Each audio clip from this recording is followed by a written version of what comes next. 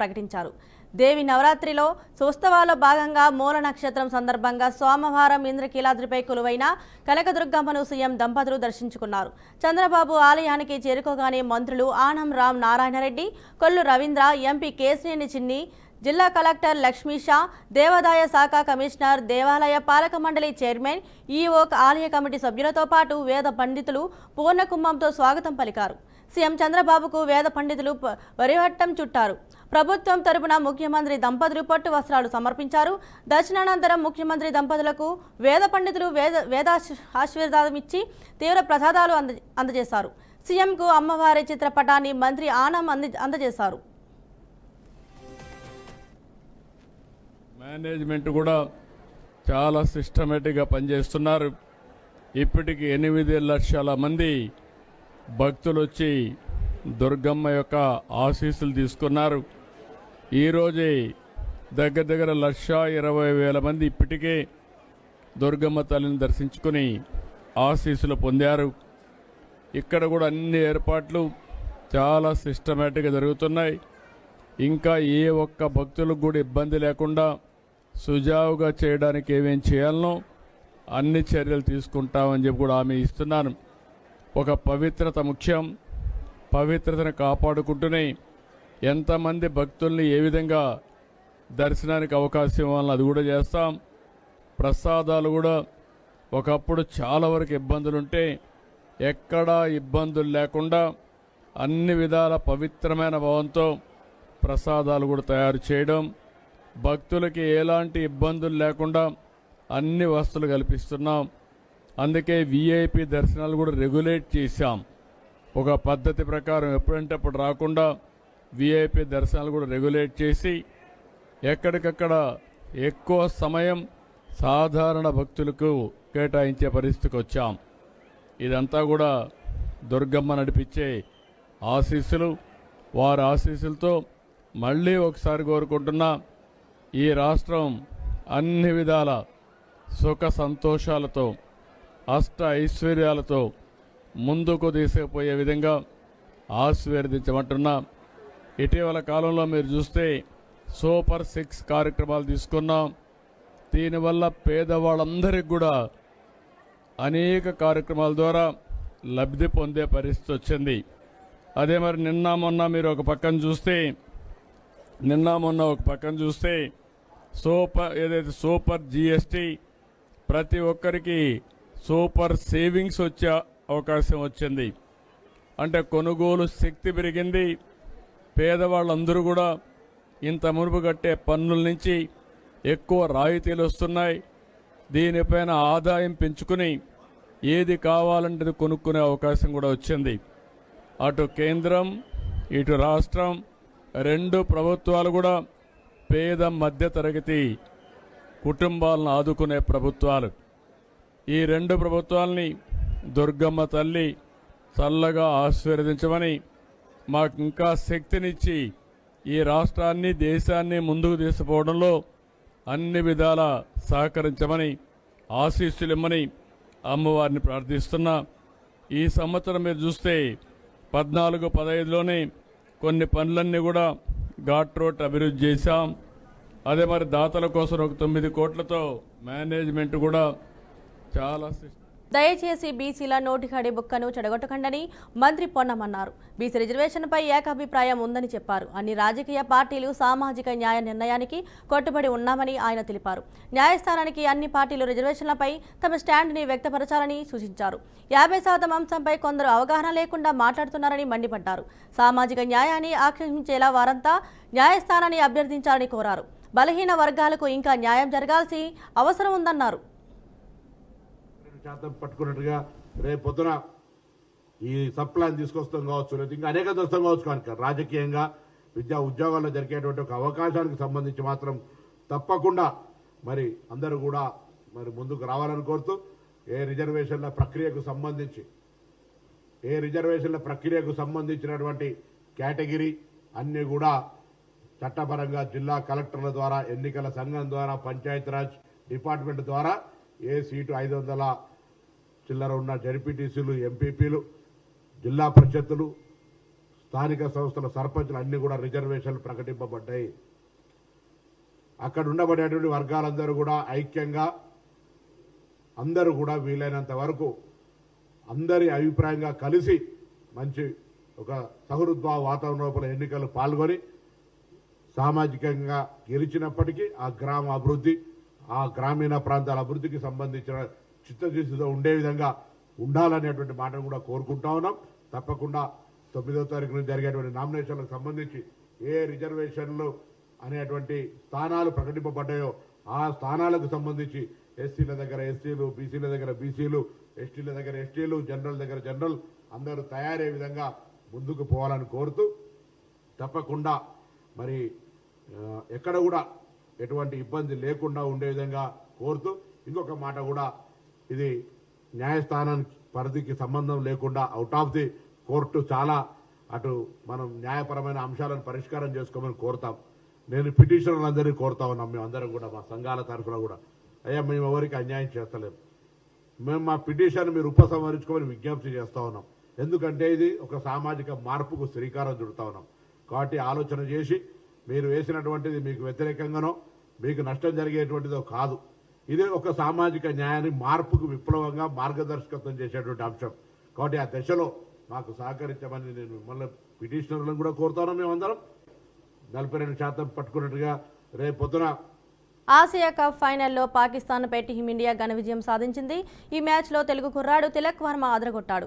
అత్యంత కీలకమైన ఫైనల్ మ్యాచ్లో రాణించి జట్టుకు విజయాన్ని అందించాడు. అయితే ఈ మ్యాచ్ అనంతరం ఏపీ మంత్రి నారా లోకేష్కు తిలక్ వర్మ గిఫ్ట్ ఇచ్చారు. తాను మ్యాచ్లో ఉపయోగించిన క్యాప్ను లోకేష్కు బహుమతిగా ఇస్తున్నట్లు తిలక్ ప్రకటించారు. ఈ విషయాన్ని సోషల్ మీడియా వేదికగా నారా లోకేష్ రిసీవ్ చేసుకున్నారు. మరోవైపు తిలక్ వర్మ గిఫ్ట్కు లోకేష్ హర్షం వ్యక్తం చేశారు. తమ్ముడు తిలక్ వర్మ బహుమతి నాకెంతో ప్రత్యేకమైంది. స్వదేశానికి వచ్చాక అతడి చేతుల మీదుగానే క్యాప్ తీసుకుంటా అని లోకేష్ పేర్కొన్నారు. క్యాప్పై తిలక్ వర్మ సంతకం చేస్తున్న వీడియోను ఈ సందర్భంగా లోకేష్ షేర్ చేశారు. ఆసియా కప్ ఫైనల్లో తిలక్ వర్మ 69 పరుగులతో నాటౌట్ కాగా నిలిచి భారత విజయంలో కీలక పాత్ర పోషించారు.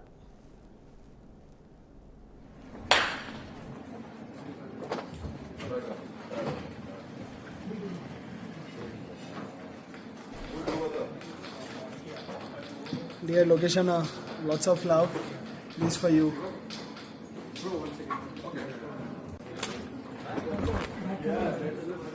नहीं ये फील्ड में बैक है.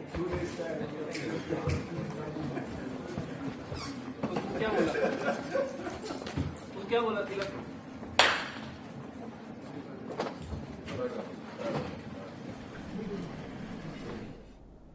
రాష్ట్రంలోని లక్షలాది మంది విద్యార్థులకు వారి తల్లిదండ్రులకు కూటమి ప్రభుత్వం భారీ ఊరట కల్పించింది. గత ప్రభుత్వం నుంచి పేరుకుపోయిన ఫీజు రియంబర్స్మెంట్ బకాయిలో భాగంగా 1788 కోట్లను విడుదల చేసినట్లు మంత్రి కొల్లు రవీంద్ర ప్రకటించారు. పండుగ సందర్భంగా విద్యార్థులకు ప్రభుత్వం అందించిన గొప్ప కానుక ఇదని ఆయన అభివర్ణించారు. ఆర్థిక ఇబ్బందుల కారణంగా ఏ ఒక్క పేద విద్యార్థి చదువు మధ్యలో ఆగిపోకూడదనే తమ ప్రభుత్వ లక్ష్యమని స్పష్టం చేశారు. గత జగన్ ప్రభుత్వ హయాంలో విద్యారంగం పూర్తిగా నిర్వీర్యమైందని కొల్లు రవీంద్ర తీవ్ర స్థాయిలో విమర్శించారు.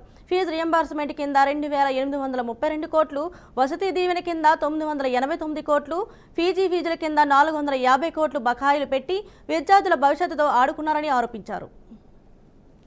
ఎస్సీ, ఎస్టీ, బీసీ, మైనార్టీ విద్యార్థులకు, ఈబీసీ విద్యార్థులకి ఫీజు రియంబర్స్మెంట్ బకాయిలు చెల్లించినటువంటి ఘనత గౌరవ ముఖ్యమంత్రి వర్యులు చంద్రబాబు నాయుడు గారిది. అలాగే విద్యాశాఖ మంత్రి నారా లోకేష్ గారు చొరవతో మరి ఏ ఒక్క విద్యార్థి కూడా ఇబ్బంది రాకుండా ఈరోజు బకాయిలు చెల్లిస్తున్నాం. గత ప్రభుత్వం పెట్టినటువంటి బకాయిల వల్ల చాలామంది విద్యార్థులు డిగ్రీలు కంప్లీట్ చేసుకున్నా, ఇంజనీరింగ్ కంప్లీట్ చేసుకున్నా వాళ్ళ సర్టిఫికేట్లు ఇస్తానికి కూడా ఇబ్బంది పెట్టినటువంటి పరిస్థితి ప్రభుత్వం వచ్చిన వెంటనే గమనించాం. వెంటనే అన్ని స్కూల్స్కి కూడా క్లియర్ ఇన్స్ట్రక్షన్స్ ఇచ్చి ఏ ఒక్క విద్యార్థిని ఇబ్బంది పెట్టొద్దు, మీ బకాయిలు మొత్తం కూడా కూటమి ప్రభుత్వం చెల్లిస్తుందని చెప్పి హామీ ఇచ్చి ఆ హామీని నిలబెట్టుకుంటా ఉన్నాం. ఆ 10 లక్షల మంది విద్యార్థులకి ఇమీడియట్గా సర్టిఫికేట్లు ఇప్పించడం జరిగింది. ఎక్కడైనా కాలేజీ వాళ్ళు ఇబ్బంది పెడితే వాళ్ళ మీద చర్యలు తీసుకున్నాను గట్టిగా కూడా ఇన్స్ట్రక్ట్ చేయడం జరిగింది. ఇవాళ జగన్మోహన్ రెడ్డి గారు మొత్తం ఫీజు రియంబర్స్మెంట్ కింద 2832 కోట్ల రూపాయలు బకాయి పెట్టారు. అలాగే వసతి దీవెనల కింద 989 కోట్ల రూపాయలు వసతి దీవెన బకాయిలు పెట్టారు. అలాగే పీజీ ఫీజు రియంబర్స్మెంట్ కింద 450 కోట్ల రూపాయలు బకాయిలు పెట్టారు. నా ఎస్సీలు, నా ఎస్టీలు, నా బీసీలు అని మాట్లాడినటువంటి జగన్మోహన్ రెడ్డి గారు ఈ బీసీలు కనపడలేదా, ఈ ఎస్సీలు కనపడలేదా, ఈ పేద ఎస్టీ విద్యార్థులు మీకు కనపడలేదా అని చెప్పి మేము ఆ రోజున మిమ్మల్ని అడిగినటువంటి సందర్భం ఉంది. కానీ మీరు పట్టించుకోలే. అందుకనే ఈ ప్రభుత్వం బాధ్యతాయుతంగా ఏదైతే బకాయిలు ఉన్నాయో అన్నీ కూడా కడుతూ ఆ విద్యార్థులకు ఎక్కడా కూడా ఏ ఇబ్బంది రాకుండా తెలంగాణ రాష్ట్ర వ్యాప్తంగా సద్దుల బతుకమ్మ ఉత్సవాలు అంగరంగ వైభవంగా జరుపుకుంటున్నారు. ఎంగిలి పూల బతుకమ్మతో మొదలై సద్దుల బతుకమ్మ చివరి రోజు కావడంతో చిన్న పెద్ద తేడా లేకుండా మహిళలు బతుకమ్మ సంబరాల్లో ఆటపాటలతో ఆడుతున్నారు. రాష్ట్ర ప్రభుత్వం బతుకమ్మ ఉత్సవాలకు అన్ని ఏర్పాట్లు చేసి ఎలాంటి ఇబ్బందులు లేకుండా వివిధ ప్రభుత్వ శాఖ అధికారులు ఉత్సవాలను పర్యవేక్షిస్తున్నారు. హన్మకొండ పద్మాక్షి దేవాలయం ఆవరణలో బతుకమ్మ ఉత్సవాలు మహిళలు సంబరాలు జరుపుకుంటున్నారు. ఇక ఈ సంబరాలపై మా వరంగల్ ప్రతినిధి మందా సాల్మాన్ మరింత సమాచారం అందజేస్తారు. తెలంగాణ రాష్ట్రంలో సద్దుల బతుకమ్మ అంగరంగ వైభవంగా అయితే జరుగుతుంది.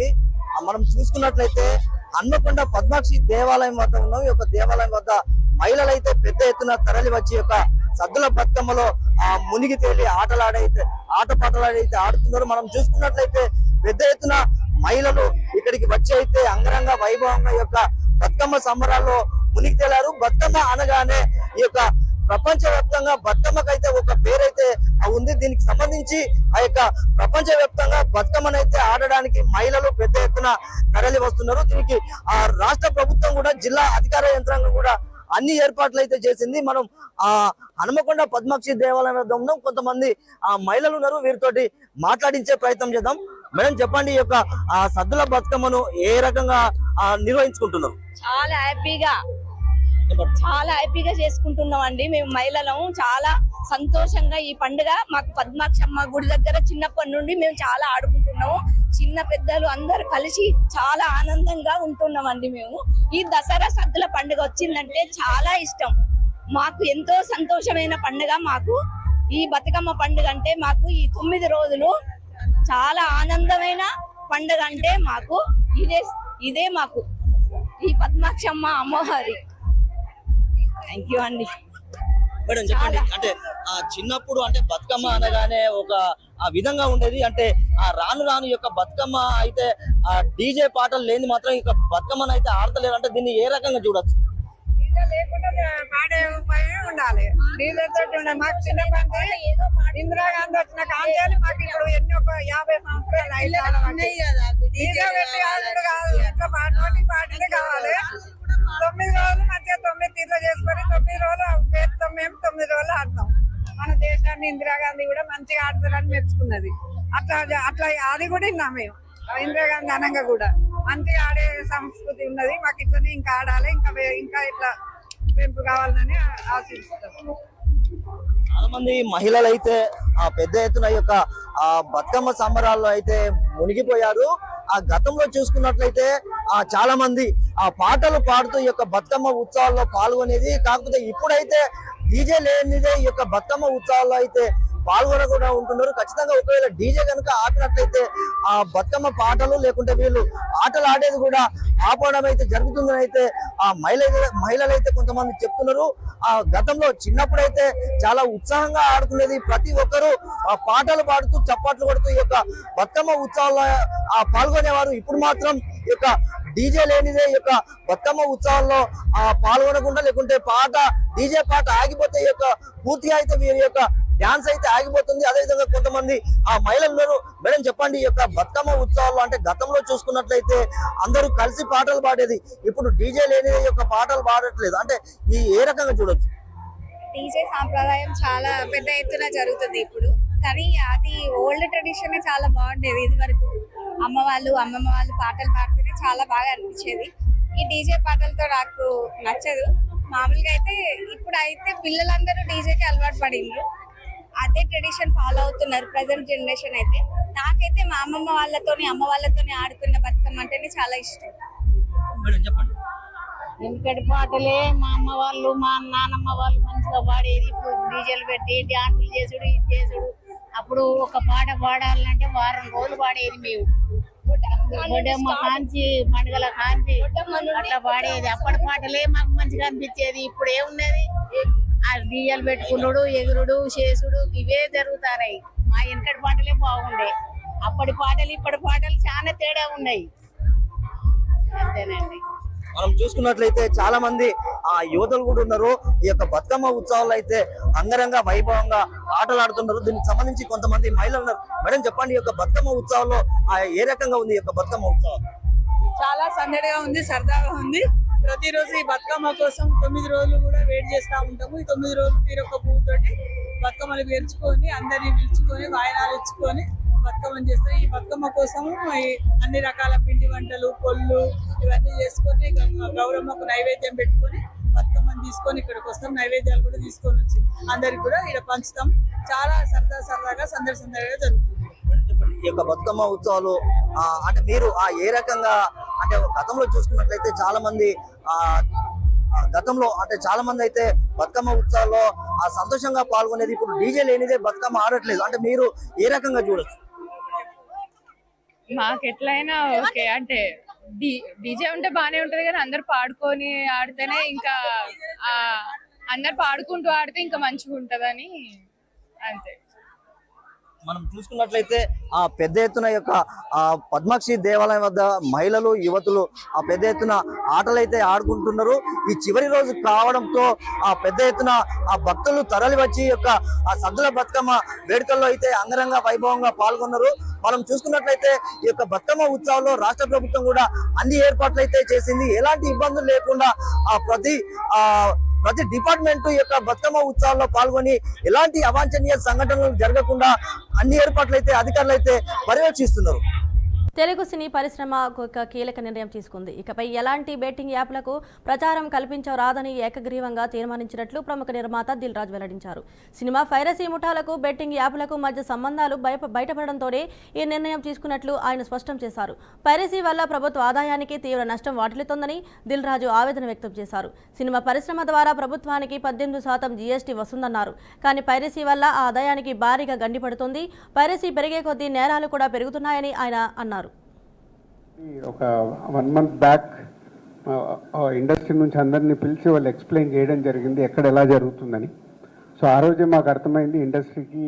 సో దీనిపైన మేము ఇంకా ఇండస్ట్రీ తరఫున చాలా జాగ్రత్తలు తీసుకోవాల్సి ఉంది.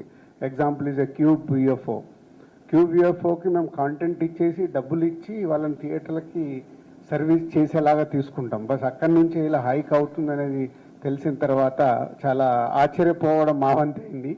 సో టెక్నాలజీ పెరుగుతున్న కొద్దీ మనం ఎంత జాగ్రత్త పడతామో అలా దానిపైన చెయ్యాలనుకునే. ఇందాక ఒక అబ్బాయి గురించి చెప్పారు, 21 years ఏదో టైంపాస్ కన్నా స్టార్ట్ చేసి ఎగ్జైట్మెంట్లో ఆ కిక్ కోసం సినిమా చూడాలని ప్రయత్నం చేసి ఆయన ద్వారా మనీ వెనకాల మళ్ళీ ఒక ఇల్లీగల్ ఇప్పుడు గేమింగ్ కావచ్చు ఏదైనా కావచ్చు అది మన సొసైటీకి డెఫినెట్గా ఇస్ ఇంపాక్ట్ పడేటి ఇవన్నీ. So not only cinema industry, దీని ద్వారా ఈరోజు సినిమా ఇండస్ట్రీకి ఎంత ఇంపాక్ట్ పడుతుందో జిఎస్టీ రూపంలో ప్రభుత్వాలకి 18% రెవెన్యూ వస్తుందండి. ఇది అందరు చాలా ఇందాక 3000 crores రెవెన్యూ జనరేట్ అయి ఉంటే దాని ద్వారా 18% గవర్నమెంట్ రెవెన్యూ ఉంది దాంట్లో. మనందరికీ తెలిసి ఈరోజు జిఎస్టీ సినిమా పైన 18 rupees ప్రతి 100 rupeesకి 18 rupees రెవెన్యూ ఉంది. 3000 crores అంటే గవర్నమెంట్కి రావాల్సిన రెవెన్యూ కూడా పోతుంది. సో నాట్ ఓన్లీ ఇండస్ట్రీ, ఇటు గవర్నమెంట్కి కానీ అటు ఇల్లీగల్ దానికి ఈ పైరసీ అనేది చాలా డ్యామేజ్ చేస్తుంది. కష్టపడి ఒక 1 month బ్యాక్ ఇండస్ట్రీ నుంచి అందరినీ పిలిచి వాళ్ళు ఎక్స్ప్లెయిన్ చేయడం జరిగింది ఎక్కడ ఎలా జరుగుతుందని. సో ఆ రోజే మాకు అర్థమైంది ఇండస్ట్రీకి. సో దీనిపైన మేము ఇంకా ఇండస్ట్రీ తరఫున చాలా జాగ్రత్తలు తీసుకోవాలి.